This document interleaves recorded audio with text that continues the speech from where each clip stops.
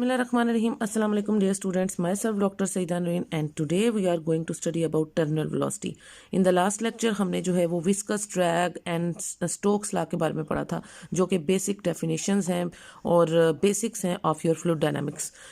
आज हम terminal velocity के बारे में पढ़ेंगे कि terminal velocity क्या होती है. उसके लिए हम ये कंसीडर करेंगे कि जैसे हमारे पास एक वाटर ड्रॉपलेट है, एक फॉग ड्रॉपलेट है.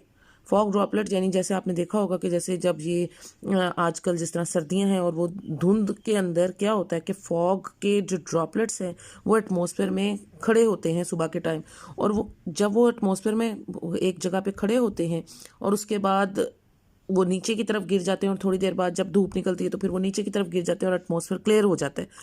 उससे पहले जब वो खड़े होते हैं तो उस वक्त क्या कौन कौन सी फोर्सेस उन फॉग ड्रॉपलेट्स पे जो है वो एक्ट कर रही होती हैं. एक उसका वेट mg, जो कि आपको पता है वेट हमेशा जो है किसी भी पार्टिकल के ऊपर हमेशा डाउनवर्ड की तरफ जो है वो एक्ट करता है under the action of gravity.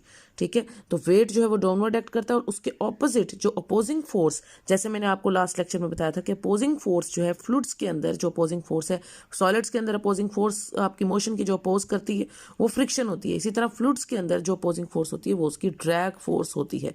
और उस ड्रैग फोर्स को आपने देखा था कि स्टोक्स लॉ जो है वो किस तरह से डिफाइन करता है. तो ये दो फोर्सेस उस पर एक्ट कर रही होती हैं. जब तक वो सस्पेंडेड रहता है तब तक ये दोनों फोर्सेस इक्वल और ऑपोजिट डायरेक्शन में होती हैं, यानी जितना वेट होता है उतना ही ड्रैग फोर्स उसके ऊपर एक्ट करता है, यानी weight should be equal to the drag force. ये सिचुएशन होती है जब तक वो हवा में सस्पेंडेड रहते हैं, आपके एटमॉस्फेयर में सस्पेंडेड रहते हैं.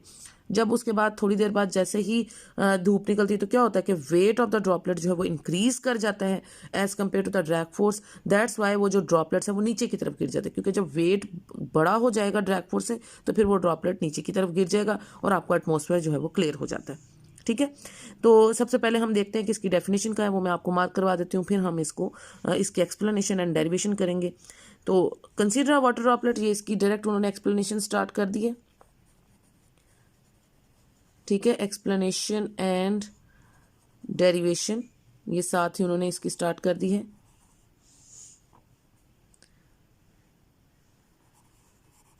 तो कंसीडर अ वाटर ड्रॉपलेट, या आप इसके एक्सप्लेनेशन एंड डेरिवेशन की हेडिंग दे सकते हैं. Such as that of the fog falling vertically the air drag on the water droplet increases with the speed, यानी जितनी तेजी से वो नीचे की तरफ गिरने की कोशिश करेगा, वो नीचे की तरफ गिर रहा है तो एयर ड्रैग यानी जो ड्रैग फोर्स है वो उसको मोशन को उतनी ही तेजी से वो अपोज करेगी, यानी ड्रैग फोर्स की वैल्यू भी इंक्रीज होगी जितनी तेजी से उसकी स्पीड इंक्रीज करेगी. ठीक है, the droplet accelerates rapidly under over the powering force of the gravity. Droplet क्या करेगा, रैपिडली एक्सेलरेट करेगा ग्रेविटी की वजह से, यानी वो नीचे की तरफ आने की बहुत ज़्यादा कोशिश करता है और वो नीचे की तरफ आ जाता है, एक्सेलरेट करता है तेज़ी से ग्रेविटी की वजह से, विच पुल्स द ड्रॉपलेट डाउनवर्ड, जिसकी वजह से ड्रॉपलेट नीचे की तरफ गिर जाता है. However the upward drag force on it increases as the speed of the droplet increases. ये हमने लास्ट टाइम भी बात की थी जब मैंने आपको स्टोक्स लॉ का बताया था कि ड्रैग फोर्स जो है वो directly proportional to the speed of the droplet होती है, यानी जितनी तेज़ी से हम कहते हैं कि वो उसकी स्पीड इंक्रीज करेगी, ड्रैग फोर्स भी ऑपोजिट में जो उसकी फोर्स एक्ट करेगी वो उतनी तेज़ी से उस पर एक्ट करेगी. ठीक है ना, तो जितनी तेज़ी से वो ड्रॉपलेट नीचे की तरफ गिरने की कोशिश करता है, जितनी उसकी स्पीड इंक्रीज करती है उतनी ही ज़्यादा फिर उसकी स्पीड के साथ साथ उसकी ड्रैग फोर्स भी इंक्रीज करती है according to Stokes law. So the net force on the droplet is, तो आप उसकी जो नेट फोर्स है शुरू में वो कैसे लिख सकते हैं. अब नेट फोर्स का मतलब यानी टोटल उस पर कितनी फोर्स एक्ट कर रही है. अब वो टोटल कितनी, डाउनवर्ड फोर्स वेट, क्योंकि वेट हमेशा बड़ी फोर्स होती है, माइनस ड्रैग फोर्स जो उसकी अपवर्ड फोर्स है. ठीक है, तो ड्रॉपलेट चूंकि नीचे की तरफ आने के लिए ज़्यादा वो नीचे की तरफ है तो weight should be greater than the drag force. So in that situation आपकी नेट फोर्स में डाउनवर्ड फोर्स में से आप अपवर्ड जो स्मॉल फोर्स है उसको आप माइनस कर सकते हैं. So net force should be equal to weight minus drag force. ठीक है, अब as the speed of the droplet continues to increase, अब अगर वो इस तरह से वो ड्रॉपलेट नीचे की तरफ गिरते जाएंगे, स्पीड जितनी तेजी से उसकी इंक्रीज करेगी, the drag force eventually approaches the weight in the magnitude, और एक सिचुएशन ऐसी आएगी कि उसका ड्रैग फोर्स आखिरकार उसके वेट के बराबर हो जाएगा मैग्नीट्यूड में. ठीक है, फाइनली ये अब आप यहाँ से इसको डिफाइन कर सकते हैं कि finally when the magnitude of the drag force becomes equal to the weight the net force acting on the droplet is zero, then the droplet will fall with a constant speed called the terminal velocity. So this is the definition of terminal velocity. आप इसको heading दे सकते हैं. यानी एक situation ऐसी आएगी, एक पॉइंट ऐसा आएगा, ये इसकी डेफिनेशन है, ये लाइंस 1 2 3 ये 4 ये यहाँ तक आपने इसको डिफाइन करना है कि एक सिचुएशन ऐसी आती है कि जैसे जैसे वो ड्रॉपलेट की स्पीड इंक्रीज करती जाती है और वो नीचे की तरफ गिरने की कोशिश करता है, सो एक ऐसा पॉइंट आएगा जब उसका ड्रैग फोर्स जो है आखिरकार फाइनली उसके वेट के बराबर हो जाएगा, क्योंकि वो इंक्रीज होता जाएगा ना। जैसे ही उसकी स्पीड इंक्रीज होती जा रही है, मैंने आपको बताया ना कि जितनी तेजी से वो ड्रॉपलेट नीचे की तरफ गिर रहा है, उसकी स्पीड इंक्रीज हो रही है, वो एक्सेलरेट कर रहा है, उतनी उसकी ड्रैग फोर्स इंक्रीज कर रही है। तो इंक्रीज करते करते उसकी ड्रैग फोर्स, जितनी वो ड्रॉपलेट्स तेजी से नीचे की तरफ गिरने की कोशिश करता है, एक पॉइंट ऐसा आएगा जब उसकी ड्रैग फोर्स इतनी बड़ी हो जाएगी कि वो उसके वेट के बराबर हो जाएगी। और वो सिचुएशन होगी जब उसकी नेट फोर्स जो है ड्रॉपलेट पे वो जीरो हो जाएगी, क्योंकि नेट फोर्स जो है बेसिकली वो आपको न्यूटन सेकेंड लॉ से मिलती है। नेट फोर्स जो है वो न्यूटन सेकेंड लॉ डिफाइन करती है, F=m में, ये होती है आपकी नेट फोर्स। अब नेट फोर्स क्यों जीरो हो जाएगी? क्योंकि एक्सेलरेशन जीरो हो जाएगा। एक्सेलरेशन ऑफ द पार्टिकल या वो जो ड्रॉपलेट है वो कैसे जीरो हो जाएगा? क्योंकि उस सिचुएशन में जब उसकी ड्रैग फोर्स उसके वेट के बराबर हो जाएगी, the droplet will fall with constant speed. जब ड्रॉपलेट कांस्टेंट स्पीड के साथ मूव करेगा, तो आपको पता है कांस्टेंट स्पीड से मूव करने का मतलब है उसकी एक्सेलरेशन शुड बी जीरो, फिर वो एक्सेलरेट नहीं करेगा, और उस वेलोसिटी को आप, उस कांस्टेंट वेलोसिटी को आप उसकी टर्मिनल वेलोसिटी कहेंगे, या उस कांस्टेंट स्पीड को आप उसकी टर्मिनल वेलोसिटी कहेंगे। ठीक है, तो उस सिचुएशन में जब उसकी एक्सेलरेशन जीरो हो जाएगी, तो नेट फोर्स ऑटोमेटिकली, जिसको आप न्यूटन सेकंड लॉ से डिफाइन करते हैं, वो जीरो हो जाएगी, because acceleration is zero, so the net force is zero. और अगर नेट फोर्स आप इस इक्वेशन में जीरो पुट करें, सो आप इधर से एक स्टेप लिख सकते हैं कि अगर नेट फोर्स जीरो है तो आप देख सकते हैं कि वेट माइनस ड्रैग फोर्स है ना, इस तरह से। तो अगला स्टेप आप कर सकते हैं कि weight should be equal to drag force. तो जब नेट फोर्स जीरो हो जाएगी तो वेट जो है वो ड्रैग फोर्स के बराबर हो जाएगा, ये सिचुएशन आ जाएगी। ठीक है, अब जब वेट ड्रैग फोर्स के बराबर हो गया, ये मैंने आपको इसकी डेफिनेशन भी बता दी है। ठीक है, और क्यों वेट ड्रैग फोर्स के बराबर हो गया? क्योंकि आपकी ड्रैग फोर्स इतनी इंक्रीज कर गई है कि उसकी एक्सेलरेशन जो है पार्टिकल की वो जीरो हो गई है, और फिर वो पार्टिकल जो आपका जो फॉग ड्रॉपलेट है वो कांस्टेंट स्पीड के साथ, जिसको आप उसकी टर्मिनल वेलोसिटी कहते हैं, वो फॉल कर जाता है। ठीक है, so to find the terminal velocity in this case we use the Stokes law. अब आपने कहा कि वेट बराबर है ड्रैग फोर्स के, तो ड्रैग फोर्स के लिए आप स्टोक्स लॉ यूज़ करेंगे। ये आप यहाँ पे ये सिचुएशन आप यूज़ करें कि weight should be equal to drag force. अब वेट की वैल्यू क्या है? mg, और ड्रैग फोर्स क्या है? 6π r v टर्मिनल। ये देखिए, ये आपने स्टोक्स लॉ यहाँ पे डिफाइन किया था कि 6π r v।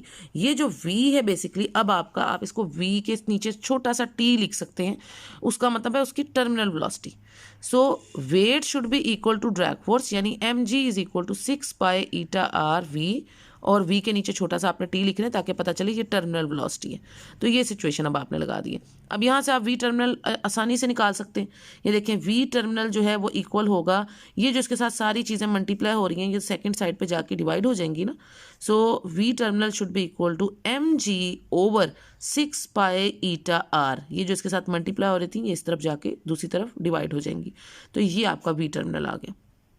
अभी इसमें ये जो मैस है, इसका क्या, इसकी वैल्यू भी आप डाल सकते हैं। सो मैस ऑफ द ड्रॉपलेट को आप कैसे कैलकुलेट कर सकते हैं? मैस ऑफ द ड्रॉपलेट जो है आप उसको डेंसिटी के फॉर्मूले से, एज यू नो कि डेंसिटी जो होती है, डेंसिटी किसके बराबर होती है? डेंसिटी को आप यहाँ पे रिप्रेजेंट करें रो से। रो एक ग्रीक लेटर है, आप डेंसिटी को इससे रिप्रेजेंट कर सकते हैं। So this should be equal to mass over volume. Density किसके बराबर होती है? मैस डिवाइडेड बाय वॉल्यूम के। तो यहाँ से मैस ऑफ द ड्रॉपलेट को आप लिख सकते हैं कि mass of the droplet should be equal to density multiply by volume. ये वॉल्यूम इधर जाके इससे मल्टीप्लाई हो जाएगा। So mass should be equal to density multiply by volume. तो ये आप लिख सकते हैं यहाँ से। अब अगर आप डेंसिटी मल्टीप्लाई बाय वॉल्यूम लिख रहे हैं, so what should be the volume, इसको मैस को आप इस फॉर्म में लिख सकते हैं, क्योंकि डेंसिटी किसी भी, आप वाटर ड्रॉपलेट है ना, फॉग ड्रॉपलेट वाटर ड्रॉपलेट है, उसकी डेंसिटी कांस्टेंट होती है, और वाटर ड्रॉपलेट की जो डेंसिटी होती है वो हमेशा 1000 किलोग्राम पर मीटर क्यूब होती है। ये कांस्टेंट डेंसिटी होती है वाटर के लिए। तो वॉल्यूम कैसे आप निकाल सकते हैं? वॉल्यूम को आप निकाल सकते हैं वॉल्यूम ऑफ द स्फीयर के फार्मूला से। क्यों? क्योंकि वो जो आपका फॉग ड्रॉपलेट है बेसिकली वो एक स्फीयर है। ठीक है, तो जब वो एक स्फीयर है तो उसके ऊपर आप वॉल्यूम ऑफ द स्फीयर का फार्मूला जो है वो यूज़ कर सकते हैं, which is v is equal to 4/3πr cube. ये वॉल्यूम ऑफ स्फीयर का फार्मूला होता है। ये दोनों चीज़ें जब आप इसमें पुट करेंगे तो आप लिख सकते हैं ना कि मैस, आप इधर से मैस की वैल्यू लगा सकते हैं कि density multiply by volume of sphere क्या है? 4 डिवाइडेड बाय 3 और पाई आर क्यूब, ये वैल्यू आप इसमें पुट कर सकते हैं। ये मैथ्स की वैल्यू बन गई। अब ये जो मैथ्स की वैल्यू आप चाहें तो इसको 4 को इधर लिखने की बजाय यहाँ, क्योंकि बीच में नहीं कांस्टेंट की वैल्यू, इसको शुरू में लिख सकते हैं। ठीक है, तो इस तरह से आप लिख सकते हैं कि 4 rho over 3 into pi R cube. ये वैल्यू अब आपने कहाँ पुट करनी है, यहाँ मैथ्स की जगह टर्मिनल वेलोसिटी के फार्मूला में। So V terminal is equal to, जब आप इधर पुट करेंगे, इधर आप पुट करके देख सकते हैं, इन्होंने डायरेक्ट लिखा हुआ है, आप ये स्टेप इसमें ऐड कर सकते हैं कि इससे पहले कर लें कि वी टर्मिनल जो है ये किसके बराबर होगा। ये बराबर होगा, मैथ्स की जगह आपने क्या पुट करना है, 4 over 3 rho pi R cube, और बाकी चीज़ें जो उसके साथ पहले की हैं, जी और जी के साथ divided by 6 pi eta R. ये सारी चीज़ें जो पहले की थी वो मैंने इधर डाल दी। अब आप देख सकते हैं कि पाई पाई से कैंसिल हो जाएगा। ठीक है, और एक आर जो है वो इस क्यूब को स्क्वायर बना देगा। ठीक है, आर को, और बाकी सारी वही चीज़ें, ये जो 6 है नीचे, आप 2 2 ज़ार 4 और 2 3 ज़ार 6, और फिर ये 3 और ये 3 मल्टीप्लाई होकर 9 हो जाएंगे। सो दिस इज 2, ठीक है, 2 rho R square G over 9 ईटा, ये रिलेशन आपकी बचेगी। ठीक है, ये क्या बच जाएगा आपके पास, this is V terminal should be equal to 2 rho R square, एक आर कट गया था ना आपका, और पाई भी कैंसिल हो गया था। So 2 rho R square G divided by ये 3 और 3 मल्टीप्लाई होके 9 और ईटा, ये रह जाएगा आपके पास। So this is the formula of terminal velocity जो आपने यहाँ से कैलकुलेट किया है। कैन यू डू दैट, ये आपको वो बता रहे हैं कि इसमें उन्होंने कहा है कि table tennis ball can be made suspended in the stream of air coming from the nozzle of the air dryer. तो आप एयर ड्रायर के ऊपर एक छोटा सा, अगर आप एक वो रखें, एक बॉल रखें उसकी नोजल के ऊपर, टेनिस बॉल रखें ना, तो वो टेनिस बॉल जो है हल्का, जो बिल्कुल लाइट वेट होता है, तो जब आप इसको ड्रायर को ऑन करेंगे तो वो टेनिस बॉल जो है वो इस तरह से सस्पेंडेड रहेगा हवा में। वो क्यों हवा में सस्पेंडेड रहता है, क्योंकि उसकी ड्रैग फोर्स उसके वेट के बराबर होती है। इस सिचुएशन में क्या हो रहा है, ये वही बात आपकी आ गई ना कि उसकी जो ड्रैग वेट है, weight should be equal to the drag force. ठीक है, तो जब ये वेट ड्रैग फोर्स के बराबर होगा तो फिर जो उसकी वेलोसिटी होगी वो उसकी टर्मिनल वेलोसिटी होगी, जिससे वो सस्पेंडेड है इन द एयर। ठीक है, वो जो कांस्टेंट वेलोसिटी है उसकी। तो ये यही सिचुएशन है। उसके बाद आ जाएं आप अपनी एग्जांपल नंबर 6.1 पे। ये इसी टर्मिनल वेलोसिटी का फार्मूला लगना है। A tiny water droplet of the radius आपको दिया हुआ है, गिवन रेडियस है ये वाला, r is equal to 1 × 10⁻⁴ metre. ठीक है, आपने इसको मीटर में कर लिया, ये था 0.010 सेंटीमीटर। तो आप सेंटीमीटर को मीटर में कैसे कन्वर्ट कर सकते हैं, डिवाइडेड बाय 100 करके। आप इसको डिवाइडेड बाय 100 करें, जब आप इसको डिवाइडेड बाय 100 करेंगे तो ये आपके पास इन मीटर आ जाएगा। ठीक है, यानी रेडियस जो पहले आपको गिवन है वो है 0.010 सेंटीमीटर। जब आप इसको डिवाइडेड बाय 100 करते हैं तो फिर आपको ये चीज़ मिल जाती है। ठीक है, मीटर में आ जाता है। उसके बाद डेंसिटी, जैसे मैंने आपको अभी ऊपर भी बताया कि वाटर की जो है वो कांस्टेंट डेंसिटी होती है, विच इज़ 1000 किलोग्राम पर मीटर क्यूब। और ईटा जो कोफिशिएंट ऑफ विस्कोसिटी उन्होंने आपको दिया हुआ है वो है 19 × 10⁻⁶ किलोग्राम पर मीटर पर सेकेंड। ये सारी चीज़ें उन्होंने आपको दी हैं।